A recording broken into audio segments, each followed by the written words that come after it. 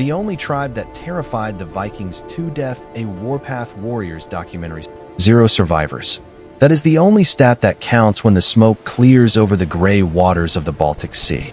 We are not talking about some merchant fleet getting wrecked in a storm. We are talking about 60 Swedish warships, the baddest military machine in Northern Europe, turned into busted-up wood and dead bodies floating everywhere in less than an hour. The Vikings, the top-dog predators of Europe. The dudes who ransacked Paris and laid siege to Constantinople did not die here fighting some empire or Christian king. They died screaming in pure terror at something they could not wrap their heads around until it was way too late. History books have been feeding us lies. They sold us this image of the unstoppable Viking, the wolf hunting sheep. But on the eastern shores, in the thick forests of what we now call Estonia and Latvia, the wolves ran into bears. Tribes that not only were not scared of the Norse, but figured out how to hunt them down. The Curonians, the Oeselians. Names that do not mean jack today, but back in the 11th century, they made the kings of Sweden and Denmark wake up drenched in sweat in the middle of the night. To get why everyone totally lost it that morning, you gotta understand the cockiness that came before it. For 300 years, the Baltic Sea was basically a Swedish lake. The kings of Svealand looked east and saw only one thing: a warehouse stocked with slaves. They crossed the sea. It was a cakewalk. It was routine. It was just business. But they pulled the classic screw-up of any empire going downhill. They underestimated how quick their victims could level up. Nobody caught on to the change. At first, it was low-key. A Viking ship that never made it back. A Danish patrol that vanished without a trace near the island of Saaremaa. The Jarls in Sigtuna, Sweden's money-making capital, chalked it up to crappy weather or bad luck. They did not want to see what was really going down. They did not want to admit that on the flip side of the sea, in hidden shipyards tucked in the fjords of Curonia, the barbarians were building their own ships. And these were not bootleg knockoffs. They were lighter, flat-bottomed boats designed not to cross oceans, but to ghost through shallow waters and rocky island chains where the heavy Swedish Dreekars got stuck on the bottom. The wake-up call came on a summer Tuesday. The lookout in the fortress on the island of Gotland did not blow the alarm horn because what he spotted on the horizon did not compute. These were not red and white striped square sails, the Norse trademark. These were dark sails. They did not roll up in battle formation. They came in like a wild swarm, hauling ass, cutting through the waves with a brutality that froze the garrison solid. These were the Oeselians, and they did not come to trade. The Battle of Gotland was not a battle. It was straight-up execution. The Baltic raiders were not looking for honorable one-on-one combat. That is a luxury for people who think they are going to live forever. They used guerrilla naval tactics, chucking iron hooks against the sides of the anchored Swedish ships. But instead of climbing aboard, they lobbed flaming torches and pots packed with poisonous snakes and quicklime. Panic on the decks of the Swedish ships was off the charts. Dudes who had killed Saxons and Franks without even flinching now jumped into the water wearing full armor, picking drowning over dealing with the demons coming out of the smoke. But the real nightmare was not about dying. It was about what happened after. The Vikings were terrified of dying without a sword in their hand because it meant losing out on Valhalla. But they were more scared of the Curonians because of what they did with living prisoners. Stories went around about shrines deep in the forests of Curonia, where Norse prisoners were not turned into slaves, but sacrificed. Baltic priests would read the future in the guts of Swedish warriors. That certainty, knowing your final stop was not some glorious grave, but a blood-soaked stone altar in some foreign forest, wrecked Viking morale faster than any blade. In Sigtuna, word of the disaster at Gotland showed up 2 days later. The fishermen found what was left of the fleet washed up on the beach.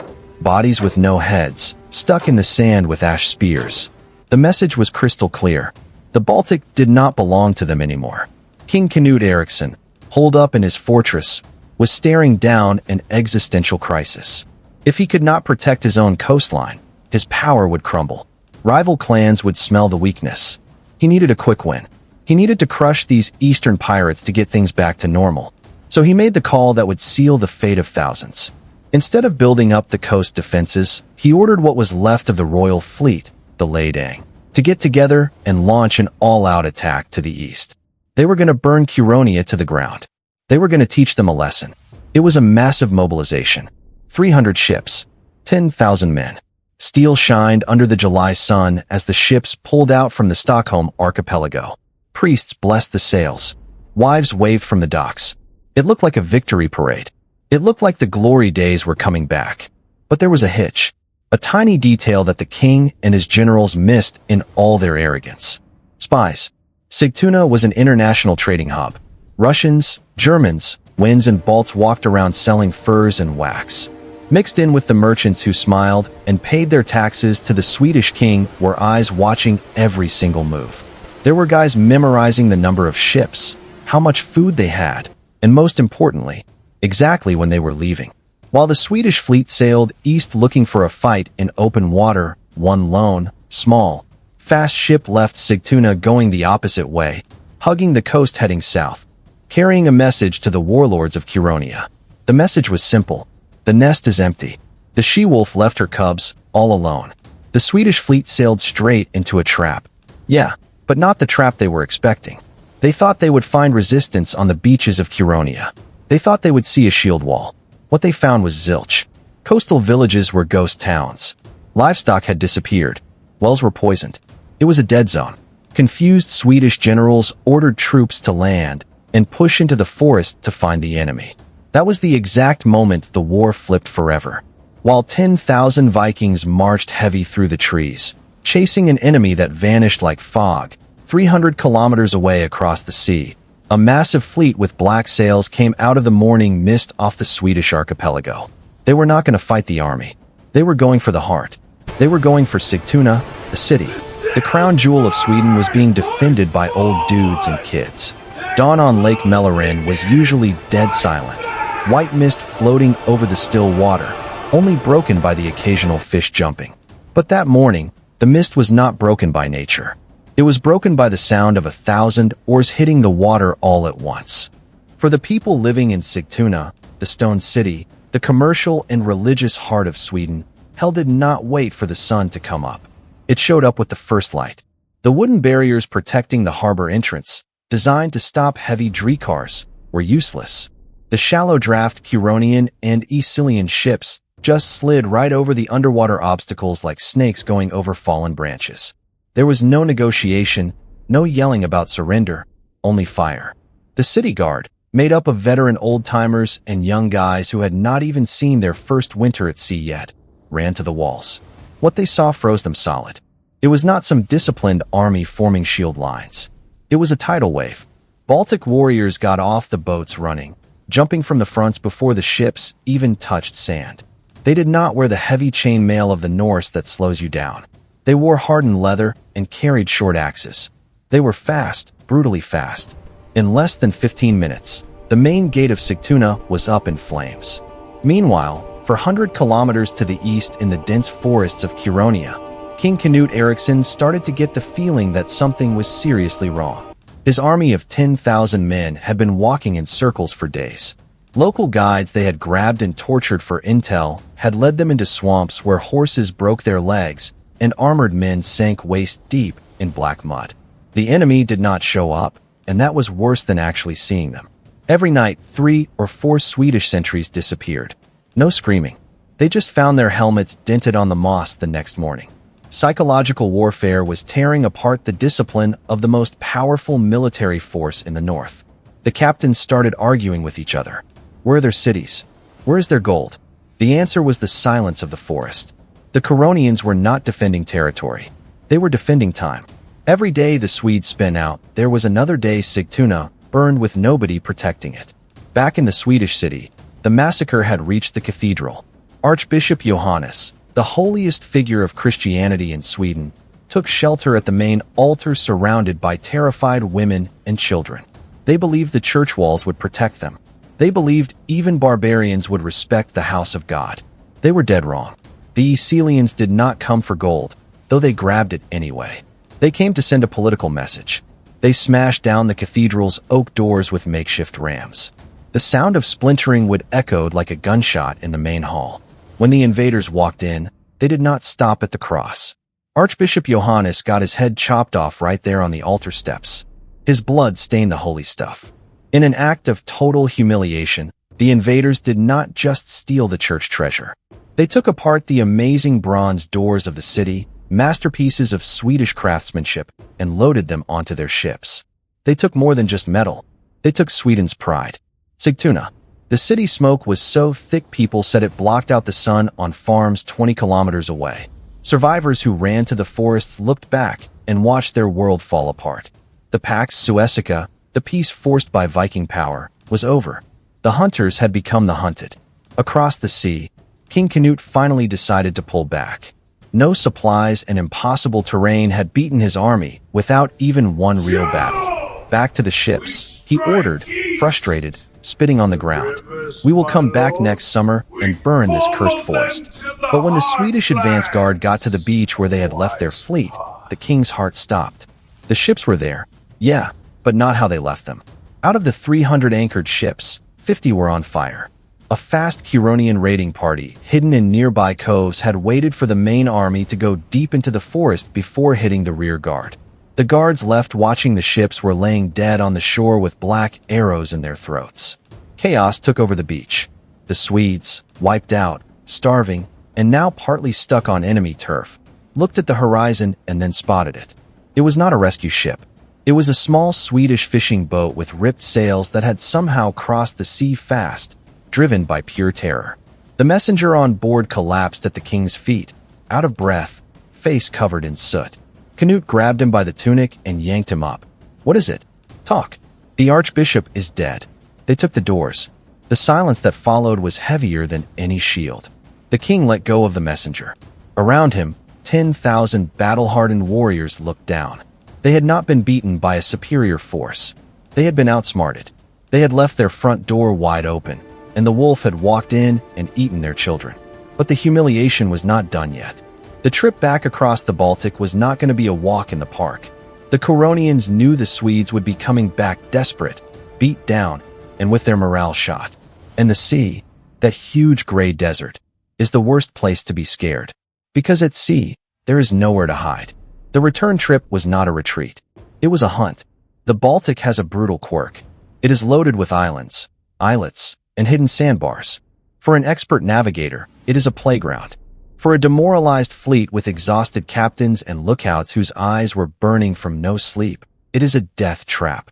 King Canute knew the Oeselians would not be satisfied with just burning his capital. They wanted the snake's head. They wanted to sink the royal fleet to make sure Sweden could not raise a sword against them for a generation. The trap snapped shut near the island of Gotland. The Swedish fleet, now down to 250 ships, sailed in tight formation like a herd of musk oxen protecting themselves from wolves. But the sea does not allow shield walls. Fog rolled in mid-afternoon and revealed the nightmare. They were not alone. Small, fast ships painted gray and blue to blend with the water popped up on the flanks. They did not attack head-on. The Balts had studied Viking naval warfare and knew boarding a drekker full of heavy warriors was suicide. So they did something new, something the Norse saw as cowardly, but history saw as genius. They used speed and fire. Curonian ships buzzed up close to the heavy Swedish transports, so close they could see the painted faces of the rowers, and launched clay pots full of boiling fat and burning pitch. They were not trying to kill the crew. They were going after the sails. Within minutes, panic seized the Swedish formation. A ship without sails is a floating coffin. Fire at sea is a sailor's deepest fear. There is nowhere to run. You only get to pick between burning or drowning. The ship of Jarl Wolf, one of Uppsala's most feared veterans, was the first to break formation. He tried to turn to ram his attackers, but his ship was too slow. The agile Estonian boats circled around it, peppering Swedish rowers with short spears.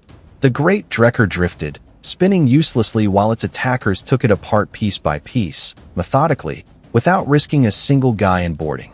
King Canute watched from his flagship, powerless. If he stopped to help, the whole fleet would get surrounded. He had to make the coldest call of his life. Keep sailing. Let the stragglers and wounded ships get devoured to save the rest. The cries of his own men begging for help faded into the fog behind him, drowned out by the roar of flames and the sea. When the Swedish coast finally showed up on the horizon 2 days later, there were no cheers. The smell hit first. A sharp, heavy stink of burned wood and rotting flesh carried by the wind from the shore. Entering Sigtuna Bay, the hardened warriors cried. Not from sadness, but from helpless rage. The city was not just damaged. It was gutted. The wooden docks where they had played as kids were floating charcoal. The merchants' houses were empty. And the silence was total. Canute got off the boat on an ash-covered gray beach. His boots kicked up clouds of black dust with every step. He walked toward the ruins of the stone cathedral, where there had once been bronze doors and chants. Now there was only darkness and flies. In the center of the market square, survivors who had come down from the forests gathered around their king. They were dirty, hungry, and looked at their ruler not with respect, but with doubt. A king who cannot protect his home is not a king. He is just some dude with an expensive hat. Canute took off his helmet and let it drop to the ground. The metallic sound echoed in the dead square. He knew this was not the end of the war. He knew the Curonians and Oeselians now smelled blood in the water. They had shown the world that the Norse giant had feet of clay. But while Sweden licked its wounds across the Baltic, the victory had a weird effect. The tribes were not satisfied with Sigtuna's loot. On the contrary, success gave them a hunger they could not shake. They realized that united, they were unstoppable. And then they made the classic mistake of winners. Overambition. They did not settle for dominating the sea. They looked south toward a different enemy, toward a force that did not fight for gold or land, but for something way more dangerous. God. The Knights of the Livonian Order of the Sword Brothers were watching. And unlike the Swedes, they did not underestimate anybody. While Sigtuna burned, in the stone fortresses of Germany, a response was being put together. A crusade was about to kick off, and it would bring a terror that would make Viking raids look like kids' games. While the North licked its wounds and Sweden sank into mourning, down south, the real monster was waking up. The Curonians and Oeselians screwed up by thinking all white guys from the West were the same. They thought that by humiliating the Vikings, they had beaten Europe. They did not get that the Vikings were, deep down, glorified bandits. They fought for loot, pride, families.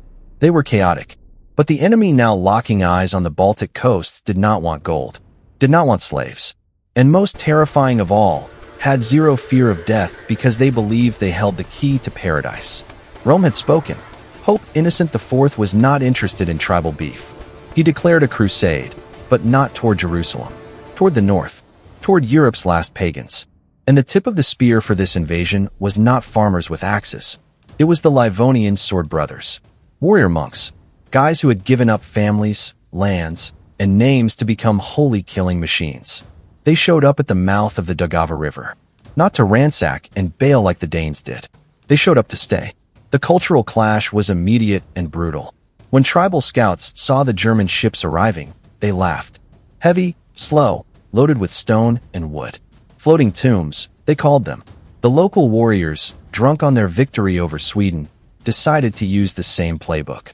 Quick ambush, fire, and get out. But when they launched their first attack against the settlement that would later be called Riga, they ran into something they had never seen before. The Germans did not form a shield wall and wait around yelling insults. They locked themselves in, and not behind wooden walls that rot and burn. They put up stone walls. Stone was alien tech to the forest tribes. Their arrows bounced off the gray masonry like nothing. Their axes just dented, and from the top of those walls, death rained down with mechanical precision. The crossbow showed up. A Viking bow takes years of training to be deadly. A warrior is born, not made. But a crossbow lets some recruited farmer punch through the chest of the best tribal warrior from 100 paces by just pulling a lever. The first time the Curonians tried to assault Riga's construction sites, they did not hear war cries. They heard the dry buzz of bolts flying and the wet sound of flesh ripping. Hundreds died without even seeing the faces of the guys killing them. But the real terror came in open field. Bishop Albert of Riga knew he could not hide behind walls forever. He had to project power. He had to show these barbarians that his god was stronger than the forest spirits. So he deployed the Sword Brothers. Picture the scene. A few thousand tribal warriors, light and fast, dressed in furs and leather, armed with spears and short swords. They were used to the dance of war, to movement, to dodging. And facing them, a line of steel statues. Riders on giant war horses covered in metal mesh from head to hoof. There was no tactic. It was pure physics. Mass tons velocity. When the German heavy cavalry charged, the ground literally shook. Chroniclers say the sound was like thunder rolling across the earth. The Baltic warriors tried to hold the line, threw their javelins, but these bounced off the knight's plate and mail like hail on a roof. The impact was devastating. The cavalry charge did not break the tribal line. It pulverized it. 600 massive horses trained to bite and kick crushed bodies under their hoofs. The knights' long lances skewered 2 or 3 guys at a time. It was not a fight. It was a harvest. The Curonians, the same dudes who had made Swedish kings run, panicked. Their speed was useless if they could not get close enough to hit. Their ferocity was worthless against a moving wall of iron. That day, on the muddy plains near the Daugava, the myth of Baltic invincibility shattered. Survivors ran to the swamps, leaving thousands of corpses behind. But the worst part was not the defeat. It was what they saw afterward. The Sword Brothers did not celebrate, did not drink, did not loot bodies for gold. They just cleaned their swords, said a short prayer, and reformed ranks in total silence. That inhuman discipline freaked out the tribal chiefs more than any torture.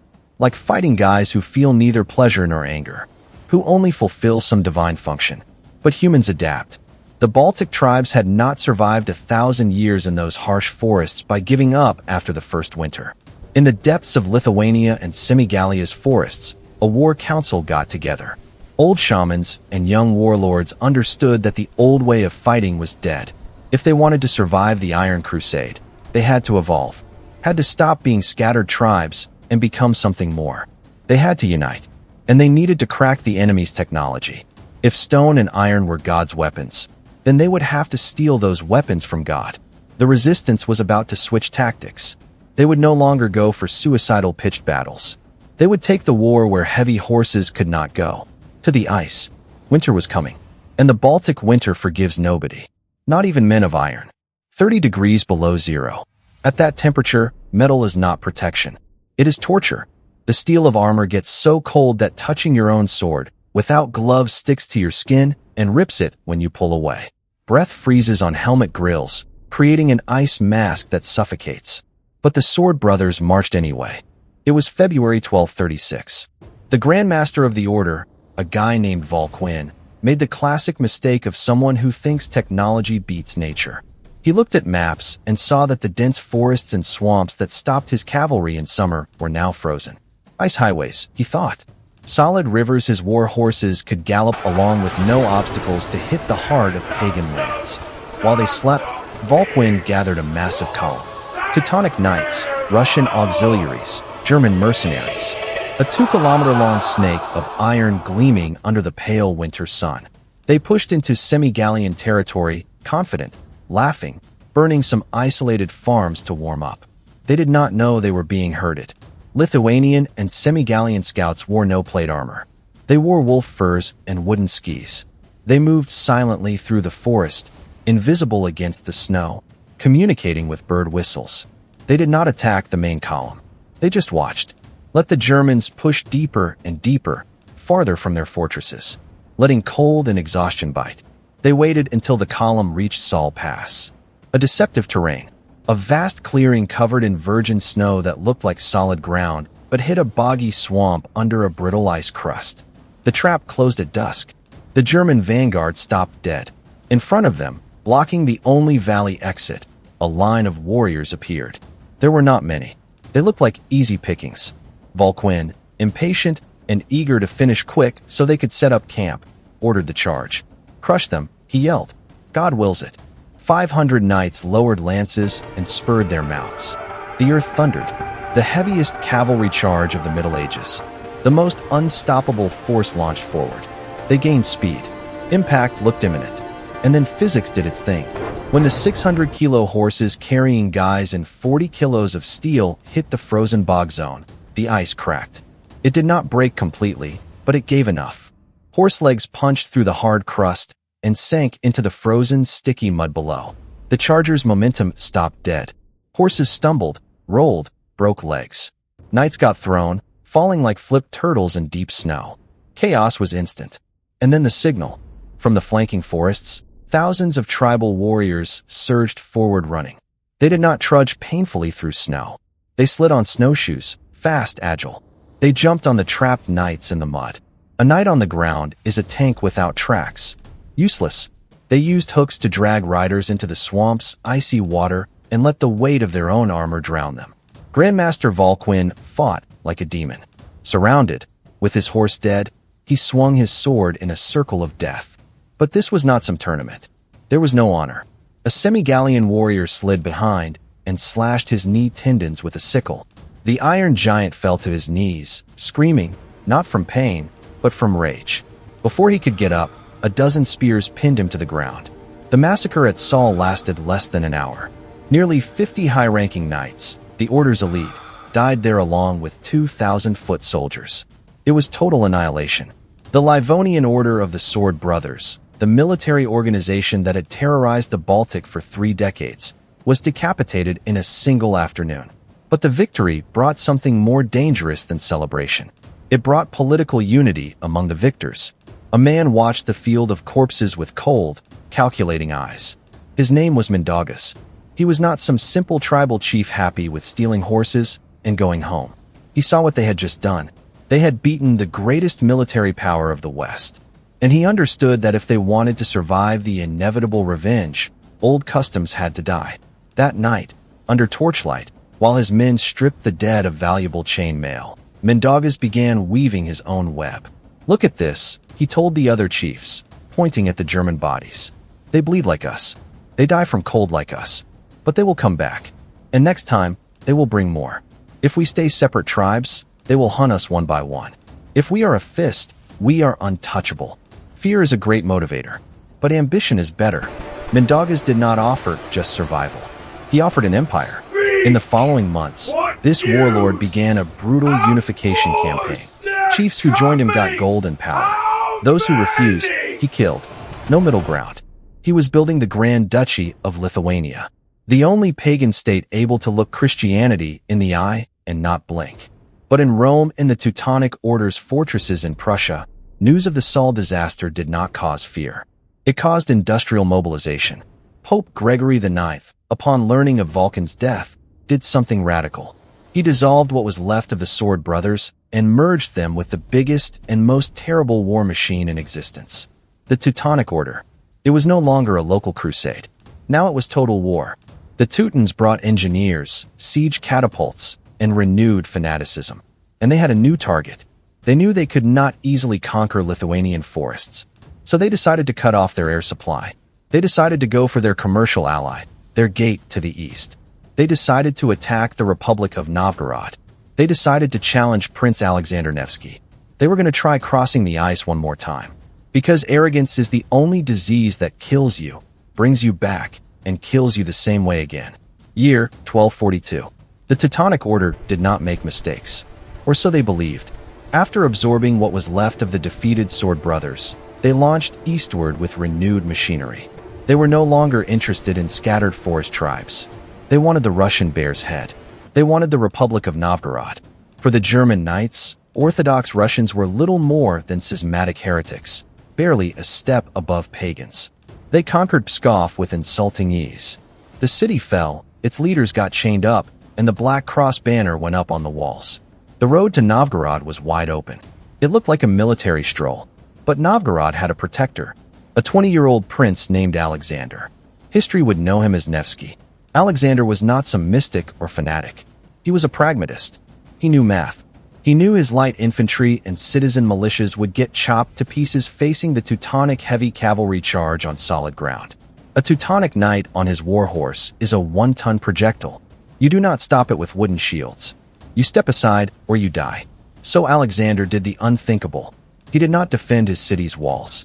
He went out to meet them. He led his army to the most desolate and dangerous place possible, the frozen surface of Lake Peipus. It was April 5th. Spring was starting to wake up. The ice, though thick, was sketchy. The locals called it crow ice because it looked solid but could swallow a guy in a blink if you did not know what you were doing. The Teutonic generals saw the Russian army formed on the lake and smiled under their helmets. They offer us battle in open field, on a flat surface, perfect for charging. God has delivered them on a platter. They ordered the classic formation, the boar's snout, a steel wedge, the heaviest and best-armed knights at the tip and flanks, protecting infantry in the center. The purpose of this formation is simple. Strike the enemy line's center with unstoppable brute force. Split the rival army in two. Then massacre the disorganized remnants. It is a hammer designed to crack nut. And Alexander gave them exactly the nut they wanted to crack. He placed his weakest troops, city militia armed with old spears and axes, right in the center. On the flanks, he hid his elite cavalry and best archers. It was an invitation to suicide. He was offering his armies hard as bait. The Teutonic charge began. The sound was deafening. Hundreds of iron-shod hooves striking the ice in unison, creating a roar that echoed on the lake shores like a giant war drum. The German wedge gained speed. They impacted the Russian center with terrible violence. The Russian line bent. Novgorod militia men died by the dozens. Crushed and skewered, they retreated, screaming, breaking ranks. The Teutonic knights, drunk on imminent victory, pushed harder, penetrating deep into the enemy mass. "They are broken," they shouted. "Pursue them." They fell into the trap with both feet. By pushing the center, the Teutons got surrounded on three sides without even realizing it. And then Alexander gave the signal. From the flanks the Germans had ignored, the wings of the Russian army emerged. Novgorod cavalry equipped with lighter horses and flexible armor closed the pincers. Horse archers began shooting not at the knights, but at their mounts. The boar's snout formation stopped. The knights, packed against each other, could not turn their huge horses. They were stuck in a confused mass of metal and flesh. Mobility, their greatest advantage, was gone. And then what Alexander had coldly calculated from the start happened. The lake protested. The ice, repeatedly struck by thousands of men and horses concentrated in one spot, began to groan. Dark cracks like black lightning started running under the Teutonic horses' hooves. The weight of German arrogance was literal. Their armor was too heavy for April ice weakened by combat. Real panic began when the first knight vanished under black water. The sound of breaking ice is something nobody who hears it forgets. It is not a dry crack like a branch. It is a deep, grave moan, as if a gigantic beast's belly was tearing. For the Teutonic knights trapped in the center of Lake Peipus, that sound was the final sentence. Imagine absolute terror. Men trained to withstand sword cuts, to ignore arrow pain, suddenly facing an enemy you cannot fight. Physics. Full plate and mail armor weighs 20 to 30 kilos. Wet, with soak padding more. On firm ground, it makes you a tank. In water, it makes you an anchor. When the surface gave way, it was not some heroic fall. It was chaos, black water, and icy foam. Maddened horses from thermal shock kicked frantically, breaking their own riders' skulls in desperate attempts to stay afloat. Knights who fell into the water had no chance to swim. They sank like stones, dragged to the lake bottom, screaming air bubbles trapped in closed helmets until icy water filled their lungs. For those who stayed on solid ice fragments, the situation was no better. The boar's snout was shattered. Panic is contagious. Seeing their brothers vanish into the black abyss, the Teutonic rear guard turned to run. But ice is treacherous.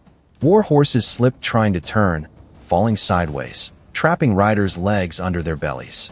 And then the Russian hunters attacked. Alexander Nevsky's light cavalry, mounted on small, agile horses used to winter terrain, chased the Germans in retreat for 7 kilometers across the frozen lake. It was not a battle. It was a rabbit hunt. Russian hooks pulled down grandmasters and daggers found armor gaps in armpits and necks.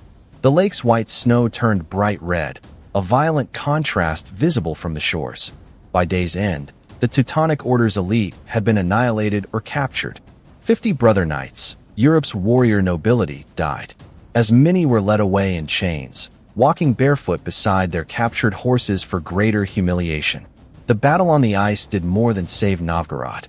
It drew a line in blood and on the map that would last centuries. Alexander Nevsky sent a clear message to the Pope and the Holy Roman Empire. The East was closed. Catholic expansion had crashed against a wall of ice and Orthodox faith. The Drang nach Osten, the German push eastward, stopped dead. But while the two giants, Russia and the Teutonic Order, bled each other on the ice, someone else watched from the shadows of the central forests. Someone who had learned the most important lesson of all. Mindaugas, Lithuania's unifier, saw his two greatest enemies weaken. He understood that the power vacuum left by the Teutonic defeat was his golden opportunity. It was no longer enough to be a confederation of annoying pagan tribes. It was time to become a legitimate power. If Viking brute force had failed and Crusader technological force had failed, then the answer was politics. Mindaugas did something that stunned both allies and enemies. He sent envoys to the Pope. "I will accept your crown," said the pagan king. "I will accept your baptism, but on my terms." It was a masterstroke of geopolitical chess. By converting to Christianity, even if only nominally and for political convenience, Mindaugas removed the Teutonic Order's main excuse for war. They could no longer launch a crusade against a Christian king anointed by the Pope. He disabled the German war machine with a diplomatic letter, something 1,000 swords had not achieved. In 1253, Mindaugas was crowned king of Lithuania, the first and only king. The tribes that once ran half-naked through forests, feared by Vikings and hunted by Germans, were now a kingdom recognized by Rome. But peace is an illusion in the Baltic. Mindaugas' conversion ticked off pagan traditionalists in his own court, and the Teutonic Order, feeling cheated and purposeless, began conspiring. The truce was not the end of war. It was just time to sharpen knives again. The tribes did not get civilized. They became the largest empire Europe had seen in centuries. The final fusion between pagan ferocity and political cunning was about to create the Grand Duchy, a beast that would devour everything from the Baltic Sea to the Black Sea. And it all began because a group of arrogant Vikings underestimated the guys who lived among the trees. Peace is fragile when signed with ink, but indestructible when forged with betrayal. King Mindaugas had bought time with his baptism, but in the forests of Samagisha, the old gods had not died. The hardest clans, those who never accepted the cross, looked at their king with contempt. For them, diplomacy was weakness, and the Teutonic Order, humiliated but not destroyed, made the final screw-up. They believed one dude's conversion meant a whole people's submission. They believed the Curonians and Oeselians, now technically allies and forcibly recruited into Christian ranks, were loyal. On July 13, 1260, the lie exploded at the Battle of Derb. The Teutonic Order gathered the largest army ever seen in the Baltic to crush the Samogitian rebels. It was an extermination force. Hundreds of knights, thousands of foot soldiers, and crucially, contingents of forced Curonians and Oeselians to fight for their oppressors. When the armies clashed near Lake Derb, the unthinkable happened. In the middle of combat, when the Teutonic knights ordered the attack, the Curonians lowered their spears. But not toward the enemy. They turned. They looked at the Germans who had enslaved them, taken their lands and gods, and smiled. It was the most devastating backstab of the Middle Ages. The Allies attacked the knights from inside their own formation. Chaos was absolute. The Teutons found themselves fighting for their lives against rebels in front and their own auxiliaries in the rear. 150 brother knights died that day. The order's marshal fell. The banner of the Virgin Mary got trampled in mud mixed with blood. News of the Derb disaster reached Mindaugas' court like thunder. And the king, the political fox, saw the sign. He tore the cross from his neck, expelled the priests, burned the churches he had ordered built. The experiment is over, he declared. Lithuania would not be a vassal of Rome. Lithuania would be a pagan empire. The Iron Wall had fallen. The Teutonic defeat at Derb sparked the Great Prussian Uprising. For 14 years, the Baltic burned in a war of liberation that erased decades of Crusader conquests. Castles burned. Garrisons vanished. And from the ashes of this endless violence emerged the final truth. The Vikings had been right to be scared. Those guys who started out defending their beaches with stolen ships and guerrilla tactics now ruled a superpower. The Grand Duchy of Lithuania did not stop in the forests. In the following decades, its expansion was voracious. They pushed east and south, devouring the lands of Old Kiev and Rus, reaching the Black Sea waters. They became every neighbor's nightmare. They were the shield that stopped the Golden Horde Mongols. They were the sword that kept German knights at bay for 200 years. They were the only nation in Europe that worshipped thunder and fire while building a state capable of challenging emperors. Sweden never fully recovered its sea dominance. The Teutonic Order never conquered Lithuania's heart. They would finally break their teeth for good at Grunwald a century and a half later, defeated by the descendants of the same guys they underestimated on the ice. History began with a routine Viking raid expecting easy victims. It ended with the birth of Europe's largest state. The wolves of the north learned the lesson too late. You can burn a village. You can tear down a palisade. But if you corner a bear in its own cave, you do not live to tell the tale. In the end, the Baltic was not a Swedish lake, not a German prize. It was and always will be the grave of those who dared underestimate the forest tribes.